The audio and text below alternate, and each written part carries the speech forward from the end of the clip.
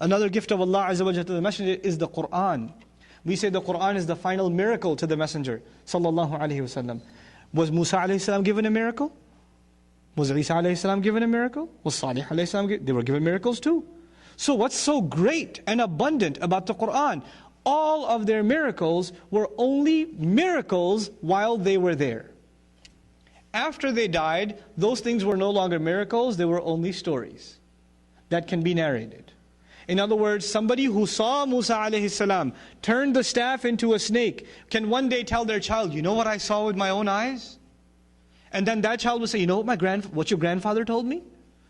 And they can pass it down, but the first one saw a miracle, the rest of them heard what? A story. And a story isn't a miracle, it's a story. You can believe it and you can also what? Disbelieve it. But a miracle is something, it's in your face. The Messengers is the only miracle, sallallahu alaihi wasallam, that lives on and is as convincing as it was when it was revealed. The miracle lives on.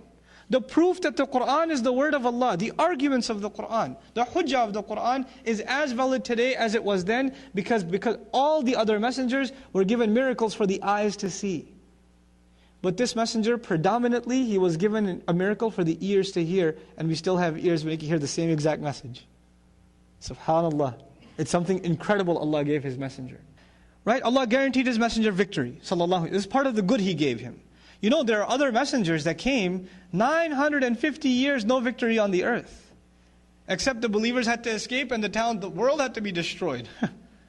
But Allah Azza wa Jal gave this messenger victory. Now I want to talk to you about that victory for a second. What's even miraculous about that victory? What's miraculous about that victory? You know, the kind of change that happened in Arabia and which became international in how long? 23 years. The Prophet's life is 63 years, sallallahu alaihi wasallam. But his life as a messenger is 23 years. So whatever change we're talking about that happened in the Arab world happened in how long? 23 years. 23 years. Has there ever been a change in the world that happened over the course of 23, 33, 43, 53, 63 years? I don't care if you talk about 500 years. A change that changed the way people think, what people love, what people hate, how people dress, how they run their government, how they run their economics, how they get married, how they get divorced, how they go to the bathroom, what they eat, what they don't eat, what they say, what they don't say, how they do business, how they take a loan.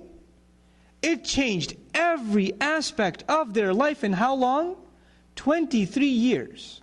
23 years. You know, those of you that are in high school, you take global history and you learn about revolutions. You learn about the Bolshevik Revolution in Russia. You learn about the French Revolution in Europe. These revolutions were either political or economic. They didn't change the ethics of the people. They didn't change how people eat and sleep and drink. They didn't change what people love and hate. They didn't change how people dress.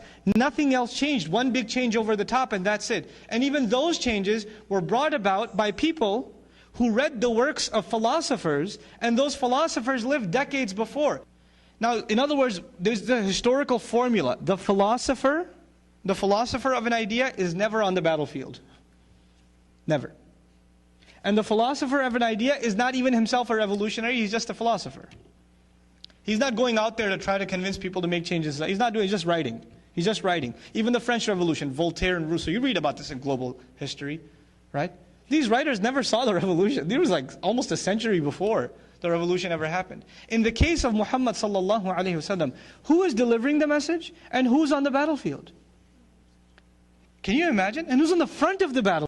Who's delivering the message and who's being boycotted and being forced to live in a cave? Who's being expelled from his house? He's not just standing behind some podium and telling the people to march forward. He's the first to march forward when there's nobody standing behind him. Sallallahu alaihi wasallam. This has never happened in history, ever. Ask your political science professor, ask your history professor. So Allah gave His messenger victory like no other. Like a book like no other and a victory like no other. Sallallahu alaihi wasallam.